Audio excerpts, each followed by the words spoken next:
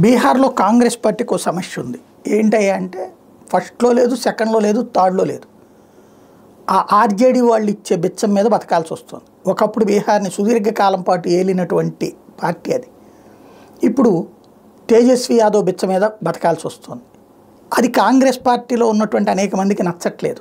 పైగా తేజస్వి యాదవ్ వాళ్ళదంతా వాళ్ళ కుటుంబం, వాళ్ళ బంధువులు, వాళ్ళ వర్గం తప్పించి మిగతాదంతా ఏదో బిచ్చం వేసినట్టే ఫీల్ అవుతారు. అది నచ్చట్లేదు. మనం ఆర్జేడీని వదిలేసి పోటీ చేద్దామంటే అంత సీన్ లేదంటాడు రాహుల్ గాంధీ. వాళ్ళకు ఒక వ్యూహం లేదు.